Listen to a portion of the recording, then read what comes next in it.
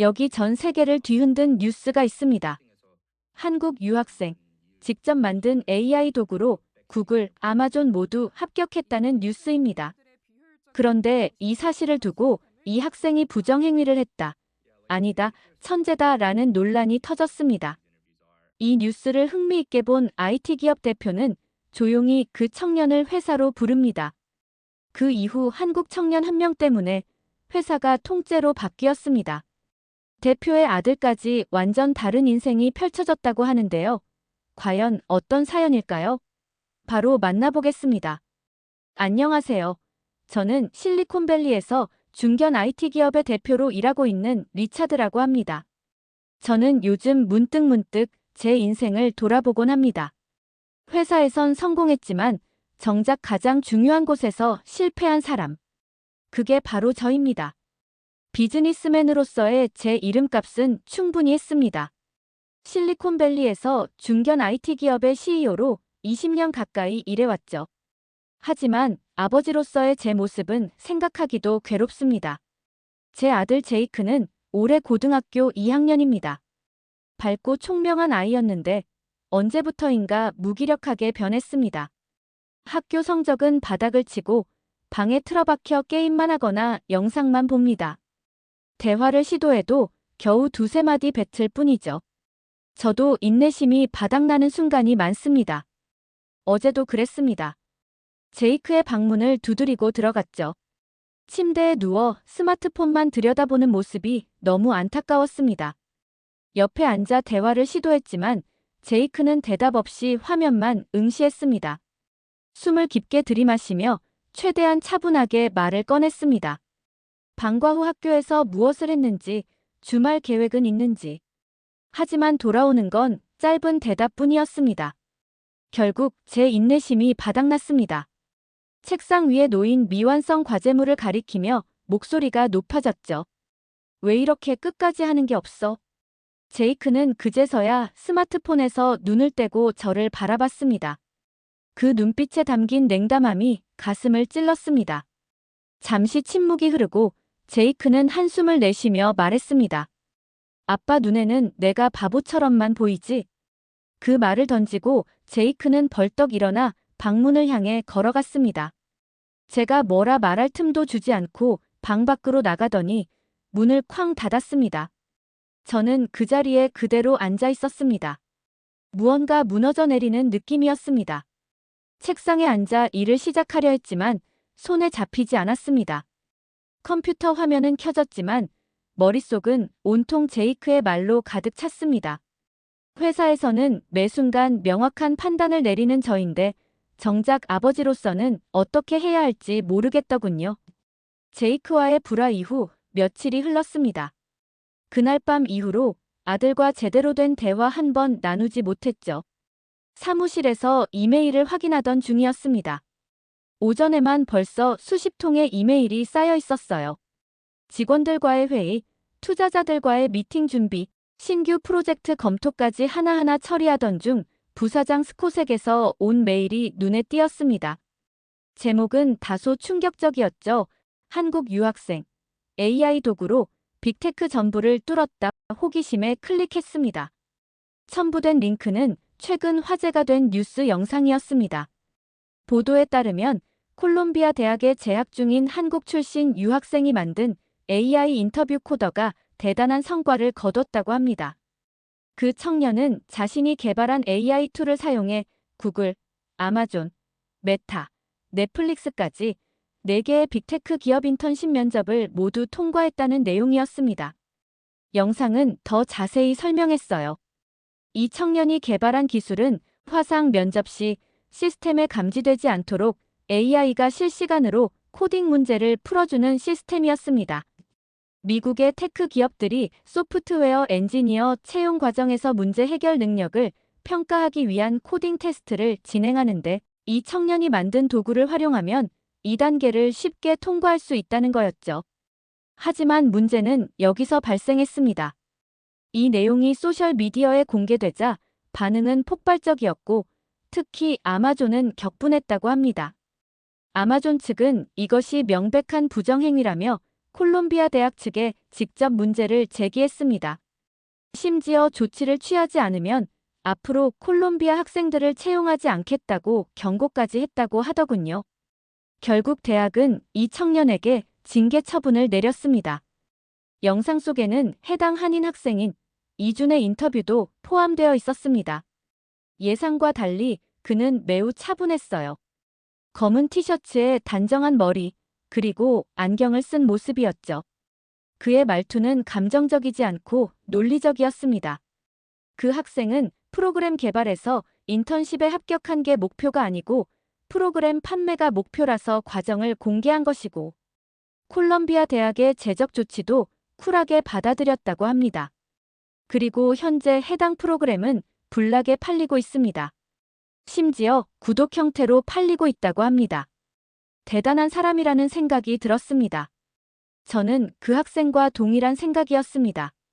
현재 테크 기업들의 비효율적인 면접 방식과 허술한 시스템이 문제긴 했습니다. 미국은 땅이 넓어서 대면 면접 방식이 어렵거든요. 사람 인터뷰하는데 차로 편도 4시간에서 10시간 걸리는 인원에게 비행기와 숙박비 지원할 것도 아니면서 우리 회사로 와서 대면 면접 보라고 말하기는 어렵기 때문이죠. 특히나 대도시가 아닌 시골 지역이거나 특수 직종은 사람 구하기 힘듭니다. 그런 문제를 잘 알고 이를 해결한 것을 보여주며 똑똑하게 수요자들에게 프로그램 판매까지 하고 있는 그의 호기심이 들었습니다. 뉴스에서 그의 목소리는 또렷했고 그는 자신의 소프트웨어가 단순한 부정행위 도구가 아니라 더 넓은 관점에서 기업 면접 시스템의 허점을 보여주는 것이라고 설명했습니다. 이 사건은 단순히 윤리적 문제가 아니라 더 근본적인 질문을 던지고 있었습니다. 정말 이준이 AI로 쉽게 문제만 푼 것일까? 아니면 그런 도구를 만들어낸 사고방식 자체가 특별한 것일까? MBC 뉴스 보도에 따르면 미국의 채용 담당자 1,000명을 대상으로 한 설문조사에서 76%가 AI 때문에 지원자의 실제 능력을 평가하는 것이 더 어려워졌다고 답했다고 합니다. 이 상황은 채용 시장 전체의 혼란을 보여주는 단적인 예였습니다. 창밖을 바라보며 생각했습니다. 이 청년은 무엇이 다른 걸까? 분명 그저 AI를 활용한 꼼수를 쓴 것이 아니라 그 이면에 있는 놀라운 사고력과 태도가 있을 것이라는 직감이 들었습니다. 문득 제이크가 생각났습니다. 제 아들은 이런 청년과 같은 나이대인데 전혀 다른 모습을 보이고 있었죠. 한국에서 온 이 청년은 무엇이 다른 걸까요? 모니터를 바라보며 깊은 호기심이 일었습니다. 이준이라는 청년에 대해 더 알아봐야겠다는 생각이 들었습니다. 다음 날 아침, 예정된 임원진 회의가 있었습니다. 회의실에 들어서자 이미 대부분의 임원들이 자리에 앉아 있었죠. 저는 어제 본 뉴스를 언급하며 회의를 시작했습니다. 그리고 충동적으로 말했습니다. 요즘 화제가 된 한국 출신 콜롬비아대 한국 학생을 우리 회사에 초청하려 합니다. 순간 회의실이 조용해졌습니다. 저는 잠시 침묵을 지키며 임원들의 반응을 살폈죠. 그러자 맞은편에 앉아있던 스콧이 코웃음을 치며 말했습니다. 한국?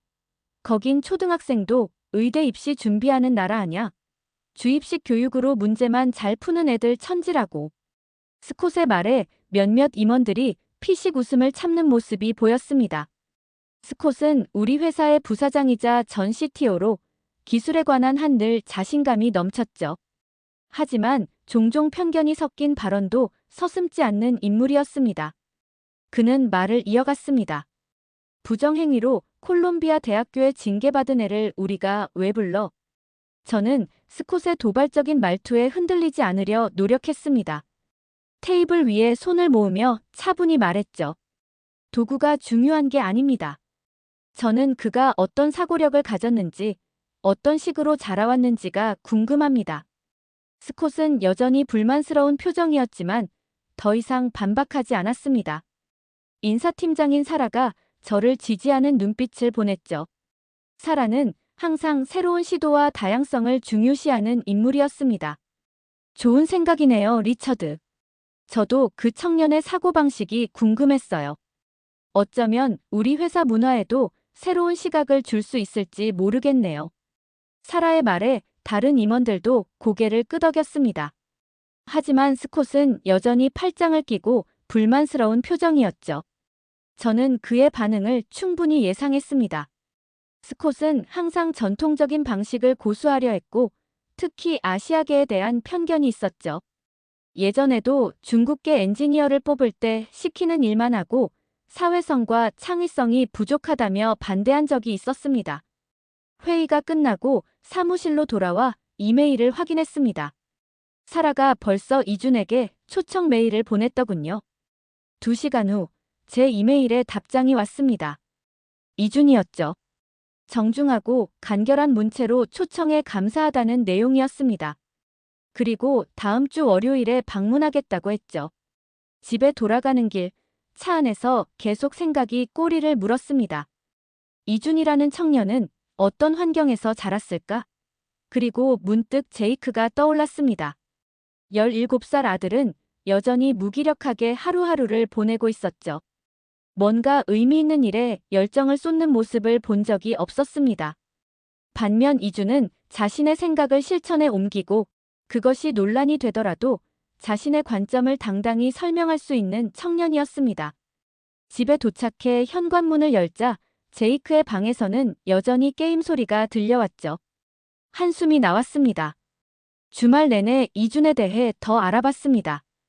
그의 소셜미디어와 개인 블로그를 찾아봤죠. 놀랍게도 그는 코딩뿐 아니라 철학, 음악, 심지어 바둑까지 다양한 분야에 관심을 가진 청년이었습니다. 규칙적인 생활 패턴과 꾸준한 자기 개발에 대한 글들이 인상적이었죠. 그의 블로그에는 무엇을 하느냐보다 어떻게 하느냐가 중요하다라는 문구가 있었습니다. 이 말이 계속 제 머릿속에 맴돌았습니다. 드디어 이준을 만나는 월요일이 왔습니다. 오전 10시, 약속 시간보다 15분 일찍 이준이 도착했다는 연락을 받았습니다.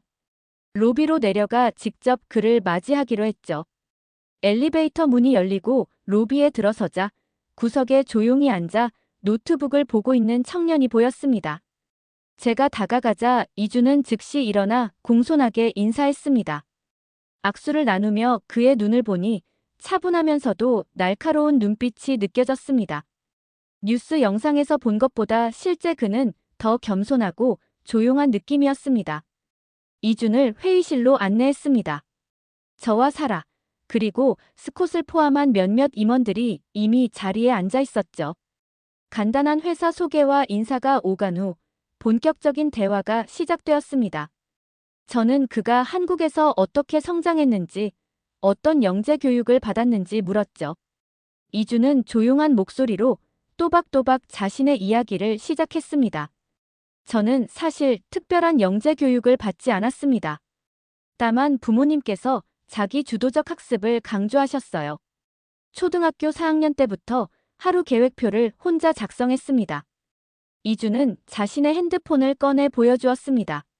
놀랍게도 지금도 매일 아침 하루 계획을 세우고 저녁에는 그날의 성과를 기록한다고 했죠. 그의 설명이 이어졌습니다. 매일 공부 일지를 쓰고 부모님과 함께 피드백을 나눴습니다. 처음엔 어려웠지만 시간이 지나면서 습관이 되었죠. 사라가 관심 있게 질문했습니다. 이준의 부모님은 어떤 기준으로 공부를 시키셨냐고 말이죠. 이준의 대답은 의외였습니다. 부모님은 너의 공부는 너의 책임이라는 철학만 가르치셨어요. 점수보다는 과정을 중요시했고 모든 실수는 복습하고 다시 구조화하는 습관을 들여주셨습니다. 이준의 설명에 저는 깊은 인상을 받았습니다. 자신의 학습에 책임감을 갖게 한다는 접근법이 새로웠죠.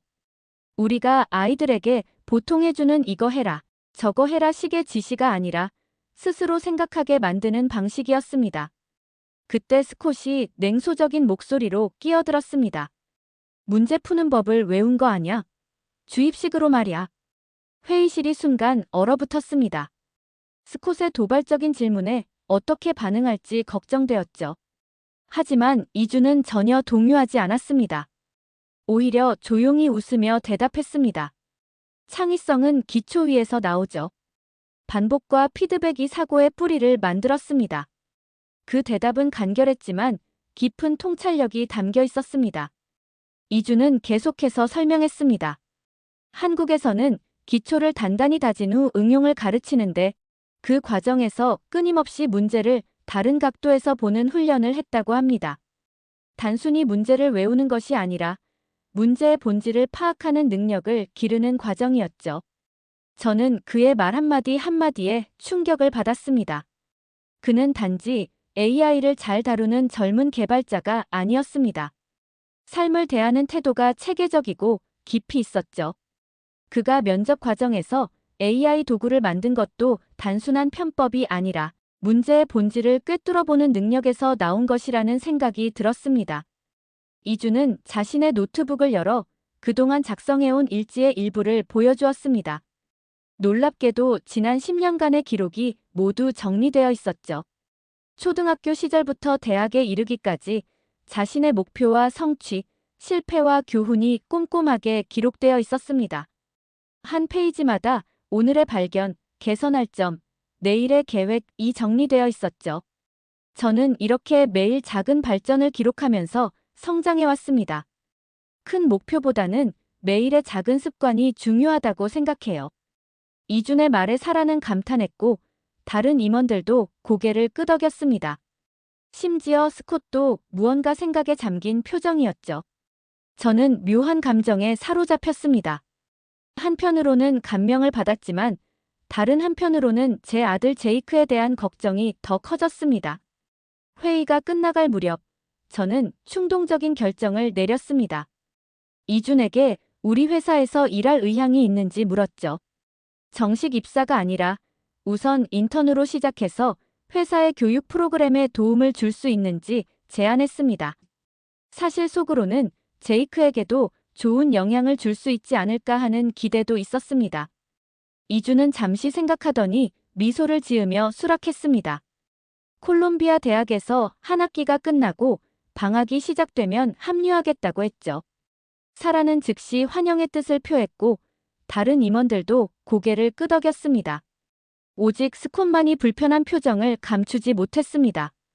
회의실을 나서는 순간 제 마음은 이상하게 들떠 있었습니다. 마치 오랫동안 닫혀있던 창문이 열리고 신선한 공기가 들어온 것 같은 느낌이었죠. 이준이라는 청년을 통해 제가 놓치고 있던 무언가를 발견한 기분이었습니다. 일주일 후 이준은 인사팀과 함께 새로운 교육 프로그램을 설계하기 시작했습니다. 사라는 열정적으로 이준을 지원했고 둘은 좋은 파트너가 되었죠. 첫 번째로 도입한 제도는 하루 목표 3줄 쓰기였습니다. 모든 직원들이 아침에 출근하자마자 그날의 핵심 목표 3가지를 작성하는 거였죠. 처음에는 사소한 변화처럼 보였지만 직원들의 집중력과 업무 효율성이 눈에 띄게 향상되었습니다. 두 번째로 업무 후 피드백 일지를 도입했습니다.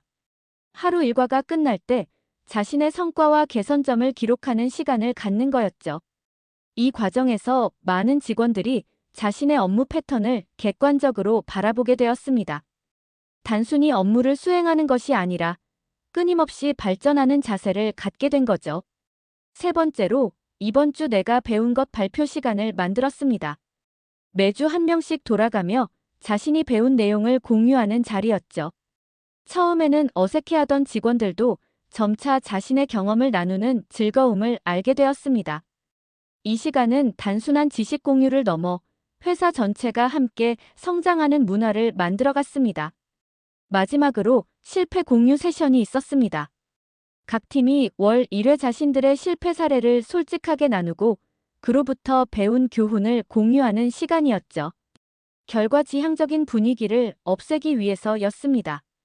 실패를 숨기는 것이 아니라 오히려 그것을 통해 배우고 성장하는 문화가 형성되기 시작했습니다. 하지만 이런 변화가 모두에게 환영받은 것은 아니었습니다. 특히 스콧은 노골적인 반감을 드러냈죠. 한 회의에서 그는 비아냥거리며 말했습니다. 일하러 온 건지 초등학교에 온 건지 모르겠네. 그의 냉소적인 태도는 점차 심해졌습니다. 나중에 알게 된 사실이지만 스콧의 적대감은 단순한 변화에 대한 거부감이 아니었습니다. 그는 전에 자신의 아들을 회사 인턴십 프로그램에 추천했는데 객관적인 평가 과정에서 결국 탈락하고 동양인 여성이 선발되었다고 합니다. 그 일 이후로 스콧은 동양인에 대한 적개심을 품게 되었죠. 이제 또다시 동양 한국 출신의 청년이 회사에서 중요한 위치를 차지하게 되자 그의 불만은 극에 달했습니다. 스콧은 이준의 꼬투리를 잡으려고 벼르고 있다는 소문이 회사에 퍼져나갔습니다. 심지어 이준이 기획한 프로그램에 참여하지 않도록 자신의 팀원들에게 은근히 압력을 넣기도 했죠. 저는 이 상황을 걱정스럽게 지켜보았습니다. 회사의 분위기가 나빠지는 것을 원치 않았고 무엇보다 이준의 노력이 헛되지 않기를 바랐습니다. 하지만 이준은 이런 상황에도 아랑곳하지 않았습니다. 그는 묵묵히 자신의 일에 집중했고 오히려 더 열정적으로 직원들을 대했죠. 그의 진정성은 점차 사람들의 마음을 움직였습니다. 처음에는 의심의 눈초리로 바라보던 직원들도 하나둘씩 그의 프로그램에 참여하기 시작했고 그 효과를 직접 체감하게 되었습니다. 제가 특히 감명받은 것은 이준의 침착함이었습니다. 스콧의 적대감을 알면서도 그는 한 번도 개인적인 감정을 드러내지 않았습니다. 오히려 스콧의 팀에 더 많은 관심과 지원을 보냈죠. 한 달이 지나자 회사의 작지만 확실한 변화가 찾아왔습니다. 업무 효율성이 향상되었고 팀 간 소통이 더 원활해졌죠. 이준의 교육 프로그램에 참여한 직원들의 만족도는 놀라울 정도로 높았습니다. 심지어 일부 직원들은 이 방법론을 가정에서도 적용하고 있다고 했죠. 그렇게 시간이 흘러 이준이 우리 회사에 합류한 지 2개월이 지났습니다. 변화는 눈에 띄지 않게 조용히 시작되었지만 어느새 회사 전체에 확실한 흐름으로 자리 잡았습니다. 예전에는 각자 자기 자리에서 묵묵히 일하던 직원들이 이제는 활발하게 소통하고 있었습니다. 질문을 주고받고 서로의 생각을 나누는 모습이 곳곳에서 보였습니다. 이전에는 상사에게 물어보기 전에 혼자 고민하느라 시간을 허비하던 직원들이 이제는 주저없이 동료에게 도움을 요청했습니다. 함께 해결하는 것이 더 효율적이라는 이준의 철학이 자연스럽게 스며든 결과였죠. 월요일 보고 회의는 가장 큰 변화를 보여주는 자리였습니다. 예전에 딱딱하고 형식적인 업무 보고 대신 이제는 각 팀이 지난주보다 어떻게 성장했는지를 발표하는 시간이 되었습니다. 결과보다는 과정을, 성과보다는 배움을 중시하는 문화가 자리 잡기 시작한 겁니다. 심지어 실패 사례를 공유하며 웃음 짓는 모습도 보였습니다. 실패를 두려워하지 않고 그것을 통해 배우는 태도가 회사 전체에 퍼져나가고 있었죠. 사무실 풍경도 달라졌습니다. 과거에는 밤늦게까지 남아 일하는 것이 열정의 척도처럼 여겨졌지만 이제는 정리된 업무와 자기 통제력이 더 가치 있게 평가받았습니다. 직원들은 계획적으로 일하고 정시에 퇴근하는 습관을 들이기 시작했습니다. 야근이 줄어들었지만 오히려 업무 효율은 더 높아졌죠. 이준이 자주 강조하던 오랜 시간이 아니라 집중된 시간이 중요하다라는 말이 현실로 증명되고 있었습니다. 사라가 제게 보고서를 가져왔을 때 저는 놀라움을 감추지 못했습니다. 단 2달 만에 생산성이 18% 증가했고 이직률은 50%나 감소했다는 내용이었습니다. 숫자가 말해주는 변화의 크기에 저도 감탄했죠. 하지만 더 값진 것은 눈에 보이지 않는 변화였습니다. 직원들의 눈빛이 달라졌고 대화의 깊이가 달라졌으며 무엇보다 자신감이 넘쳐났습니다. 그들은 이제 단순한 업무 수행자가 아니라 끊임없이 성장하는 전문가로 스스로를 인식하기 시작했습니다. 스콧의 태도도 미묘하게 변했습니다. 처음에는 이준의 프로그램을 비웃고 방해하려 했지만 이제는 조용히 지켜보는 모습이었죠. 그의 팀에서도 변화가 일어나고 있었으니까요. 개발 속도가 빨라지고 코드 품질이 향상되며 무엇보다 팀워크가 좋아진 것이 눈에 띄었습니다. 어느 금요일 오후 의외의 장면을 목격했습니다. 회의실 밖에서 우연히 스콧과 이준이 대화하는 모습을 본 겁니다. 스콧의 표정은 여전히 경직되어 있었지만 그의 목소리에서는 적대감이 사라져 있었습니다. 그가 이준에게 조용히 말하는 소리가 들려왔습니다. 내가 틀렸을 수도 있겠군. 넌 그냥 답을 외우는 기계가 아니었어. 이준은 그저 미소 지으며 고개를 끄덕였습니다. 승리의 기쁨을 드러내지 않고 상대방의 인정을 겸손하게 받아들이는 모습이 인상적이었습니다. 그런 작은 행동에서도 이준의 인품이 느껴졌습니다. 집으로 돌아가는 길, 차 안에서 생각에 잠겼습니다. 불과 몇 달 전 한국 청년의 AI 도구 사용을 보도한 뉴스를 봤던 순간이 떠올랐습니다. 당시 제 호기심은 단순히 어떻게 그런 도구를 만들었을까에 있었지만 지금 와서 생각해보니 진짜 중요한 것은 도구 자체가 아니라 그 청년의 사고방식과 태도였습니다. 생각해보면 이준이 가져온 변화는 복잡한 기술이나 획기적인 시스템이 아니었습니다. 오히려 가장 기본적인 것들이었죠. 목표 설정, 피드백, 배움에 대한 열린 태도, 실패를 두려워하지 않는 마음가짐, 이런 것들은 사실 우리가 다 알고 있지만 쉽게 놓치고 있던 가치들이었습니다. 회사에서의 성공과 달리 집에서의 저는 여전히 아들과의 관계에서 어려움을 겪고 있었습니다. 제가 제이크를 한번 회사로 끌고 와서 이준의 프로그램을 보여준 적 있습니다. 그때는 약간의 관심을 보였지만 여전히 무기력한 일상을 벗어나지 못하고 있었죠. 그래도 작은 희망이 있었습니다. 제이크가 이준에게 몇 가지 질문을 했고 이준이 그에게 개인적인 멘토링을 제안했다는 사실이었습니다. 어느 날 집에 도착해 현관문을 열었을 때 평소와 다른 광경이 펼쳐졌습니다. 제이크가 거실 테이블에 앉아 무언가를 열심히 적고 있었습니다. 곁눈질로 보니 일일 계획표였습니다. 이준의 방식을 따라하고 있는 것 같았죠. 작은 변화였지만 의미 있는 첫걸음이란 생각이 들었습니다. 아빠, 저도 내일부터 일어나면 하루 계획을 3가지 적기로 했어요. 이준이 그게 좋다고 했거든요. 제이크의 말에 저는 대답하지 못하고 고개만 끄덕였습니다. 감정이 북받쳐 목소리가 나오지 않았기 때문입니다. 단순히 회사의 변화가 아니라 제 가정에도 희망의 싹이 트기 시작한 것이었습니다. 제이크의 작은 변화는 계속되었습니다. 하루 계획을 세우는 일을 시작한 이후 그는 조금씩 다른 모습을 보이기 시작했습니다. 방문을 닫고 지내는 시간이 줄었고 가끔은 저녁 식사 자리에서 짧게나마 대화를 나누기도 했습니다. 하지만 여전히 우리 사이에는 보이지 않는 벽이 있었습니다. 수년간 쌓인 오해와 실망은 하루아침에 사라지지 않는 법이니까요. 이준의 말이 떠올랐습니다. 중요한 건 결과가 아니라 과정입니다. 함께 걸어가는 여정 자체가 의미 있는 거죠. 그때 계단을 내려오는 발소리가 들렸습니다. 제이크였습니다. 주말 아침에 이렇게 일찍 일어난 건 오랜만이었죠. 아침 일찍 일어났네. 제가 말했습니다. 그는 고개를 끄덕이며 냉장고에서 우유를 꺼냈습니다. 우리는 잠시 침묵 속에서 각자의 아침 식사를 준비했습니다. 식탁에 앉은 제이크 앞에 제 노트와 펜을 내려놓았습니다. 그는 의아한 표정으로 저를 바라보았습니다. 저는 조심스럽게 말문을 열었습니다.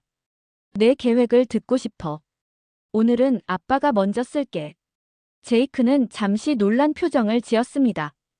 아마도 제가 그의 일에 관심을 보인 것이 의외였던 모양입니다. 저는 노트에 오늘의 계획을 적기 시작했습니다. 1. 제이크와 아침 식사하기. 2. 뒷마당 정리하기. 3. 제이크가 원한다면 함께 책 읽기. 제이크는 제가 적은 내용을 보더니 잠시 망설이다가 조용히 펜을 들었습니다. 그리고 한 줄 적었습니다. 1. 수학 숙제 끝내기. 그것이 시작이었습니다. 그날부터 우리는 아침마다 각자의 계획을 공유하기 시작했습니다. 처음에는 어색했지만 점차 자연스러워졌죠. 그리고 일과를 마치면 간단한 공부 일지를 작성했습니다. 처음에는 한 줄씩, 나중에는 더 길게 말이죠. 제이크의 일지를 읽는 것은 마치 그의 내면을 들여다보는 것 같았습니다. 그동안 얼마나 그를 모르고 있었는지 깨달았습니다. 그가 수학을 어려워하는 이유, 친구들과의 관계에서 느끼는 불안감, 미래에 대한 막연한 두려움까지 일지를 통해 드러나는 아들의 내면은 제가 상상했던 것보다 훨씬 깊고 섬세했습니다. 중요한 변화는 제 태도에서 시작되었습니다.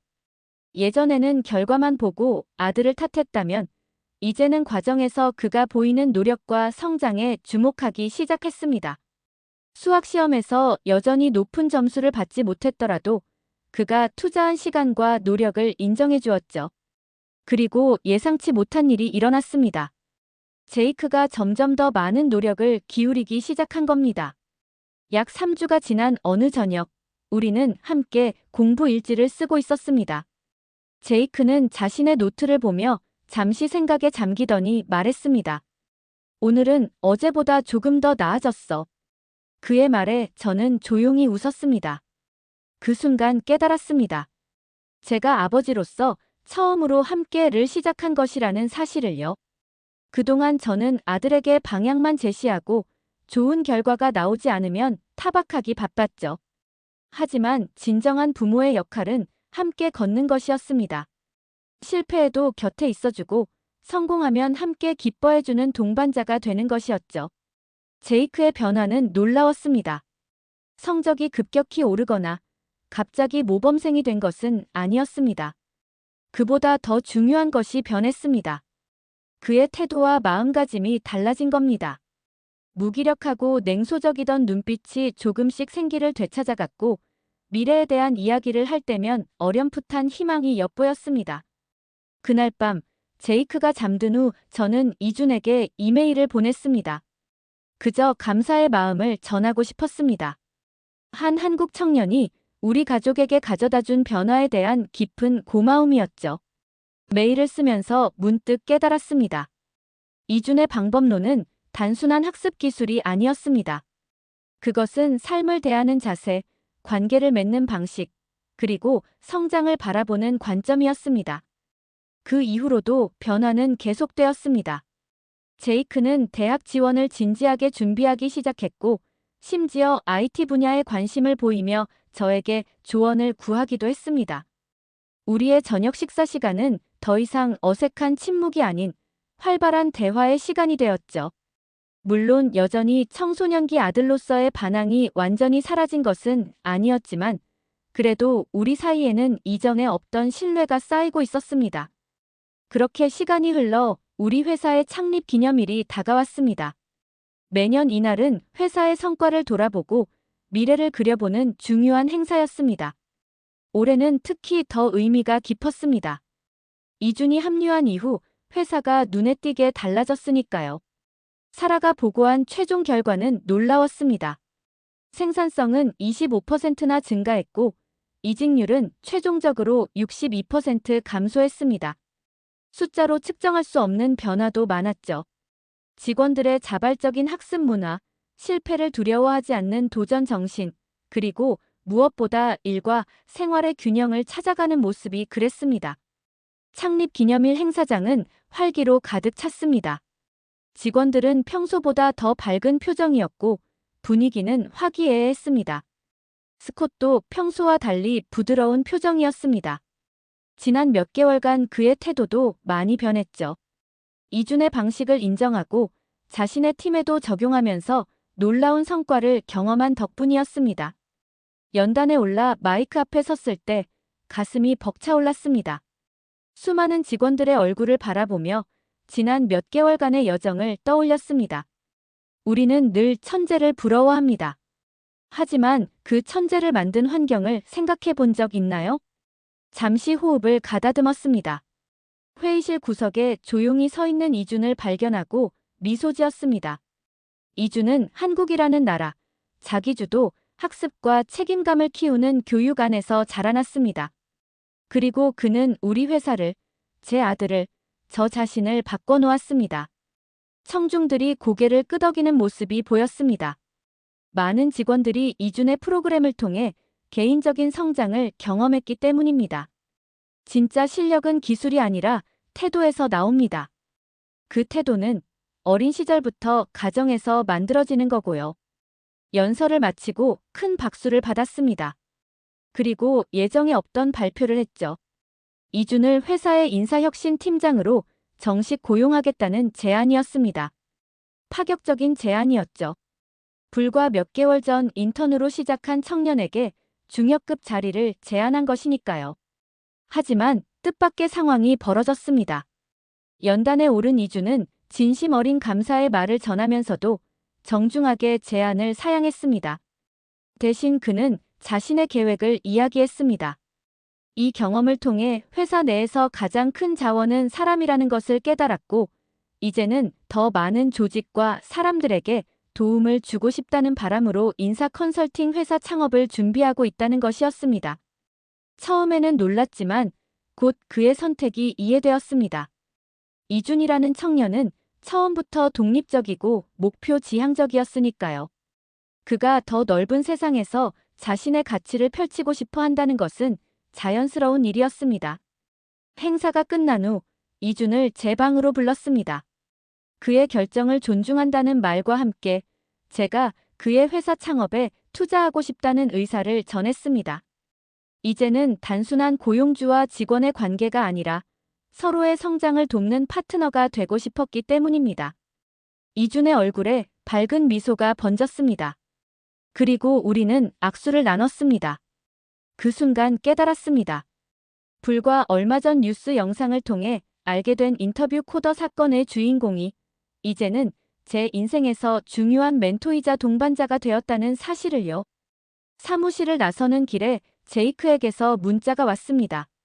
컴퓨터 공학 관련 대학 지원에 관한 내용이었습니다. 웃음이 나왔습니다. 인생이란 참 신비롭습니다. 한 청년의 작은 행동이 이렇게 많은 사람들의 삶을 바꿀 수 있다니 말이죠.